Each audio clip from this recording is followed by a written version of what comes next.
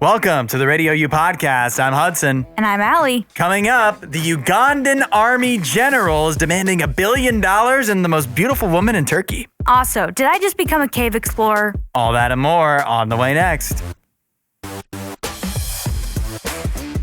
Allie, you're back from the cave. You made it back. I did. And you even got cave merch. Well, this is Red River Gorge merch, but I did get like a hoodie that says the Gorge Underground, which is where we went into an old limestone mine that the miners accidentally hit water and it filled with a bunch of water, and now you can kayak through it. Rookie mistake. Yeah. But their loss is your gain. Oh, absolutely. This is one of the best experiences I've ever had. Like, really? It was so cool. I recommend everyone to check it out.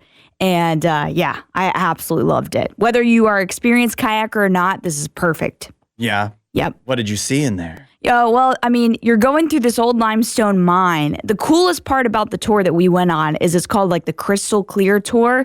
And so you're in clear kayaks, so you can see, through the water, through your kayak. And your kayaks also have these lights on them. So they're lighten up the water as you go.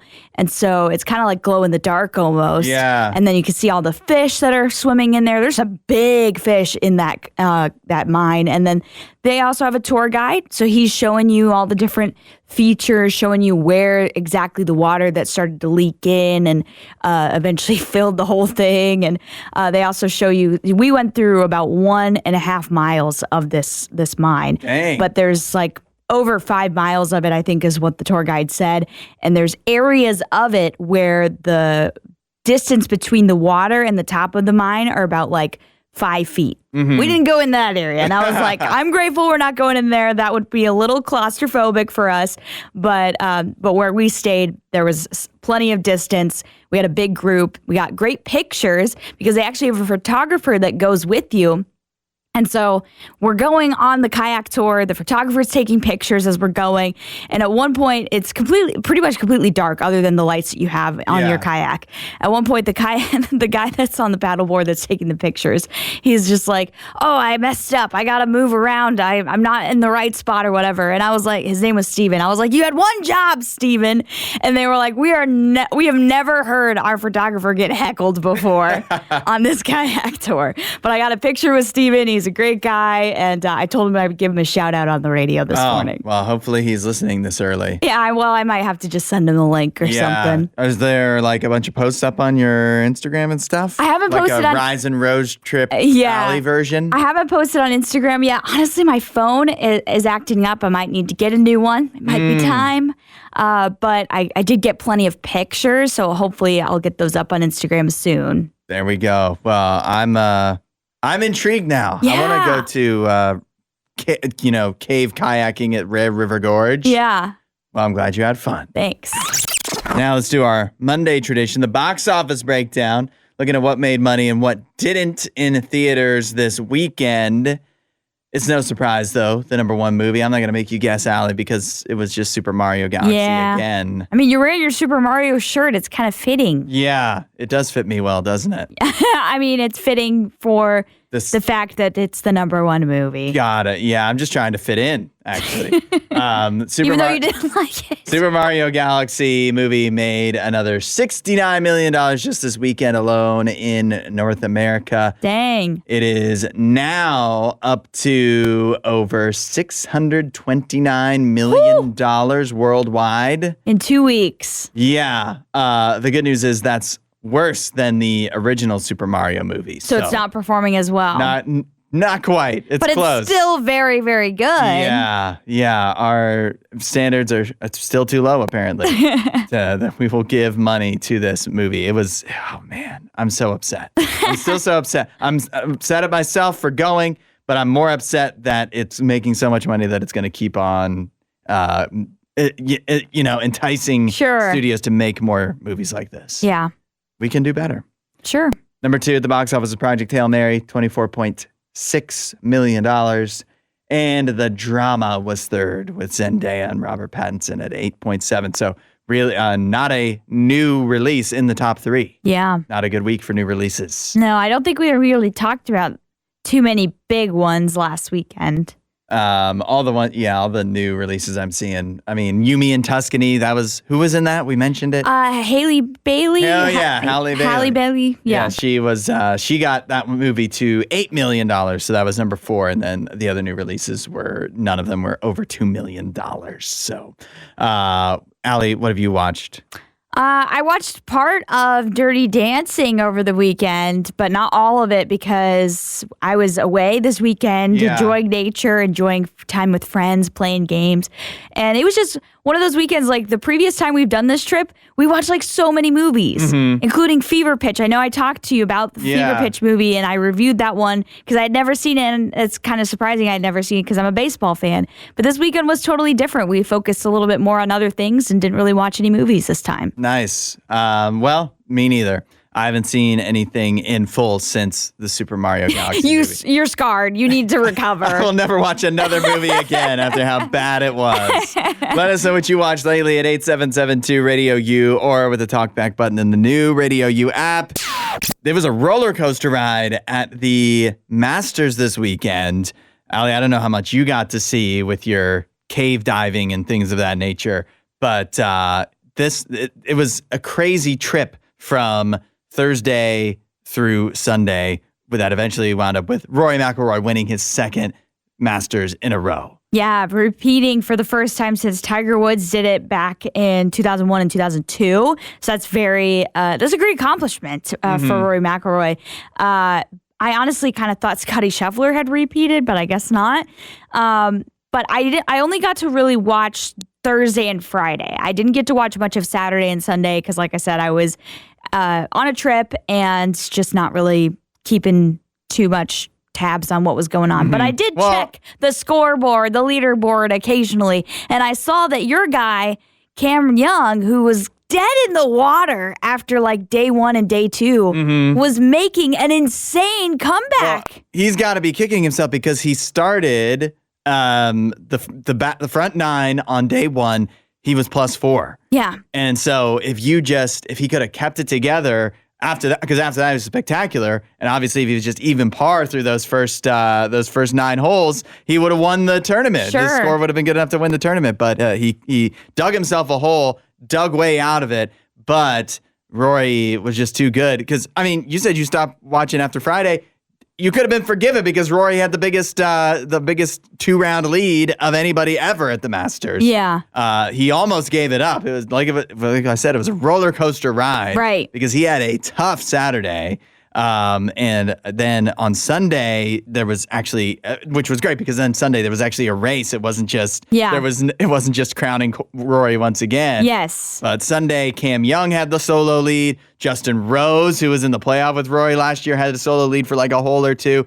But Rory just this is just the way Rory McIlroy is. Even the shots that he made that keep him in it were ones that were like, oh, that one's going in the water. Not quite. He's shooting out of the trees here, but somehow he saves it. Somehow it works. It's just, he just did enough. It was just risky enough to be able to hang on to the lead. And nobody else, I do feel like nobody else really, nobody that was in contention really came up and played a great round on Sunday. Cam Young and Justin Rose were okay, but obviously not good enough to win. And Scottie Scheffler was actually the one who finished runner-up after all that, even though he was a few shots behind. Yep. But he was just too far behind going into Sunday to be able to fully come back. Yeah, to fully come back. Well, yeah, it sounded like an interesting Masters, so I might have to go back and watch some more highlights from these final 2 rounds that I missed most of the action from. But anytime you talk to me about a comeback, lead changes on the final day, oh, that just sounds like exactly what Augusta was made for. It was gripping. Yes. Gripping, to say the least. And happy for Rory. I love the comment he made going into the, where everybody, you repeat the Masters champion, you get to choose the menu for the Masters meal, right? And typically people do something that's kind of like, personal to them and their heritage or whatever. Roy didn't do any Irish anything. And they were like, why didn't you do Irish food? And he was like, because I wanted to enjoy it. Oh, ouch. Ouch. Kicking the gut to your own heritage, pretty Rory. Endearing right there. Yeah, you gotta love that. Maybe throw at least one Irish dish in next time. Yeah. Well, you know what? It's working for him. So. Some soda bread, baby. Yeah. Uganda's army chief, Muhoozi Kainerugaba. Am I pretty close on that, Allie? I'm not entirely sure. Close enough. Who's going to be fact checking this? He has demanded $1 billion from the country of Turkey. Okay. Also, he wants their most beautiful woman to be his wife. These are the demands he's making.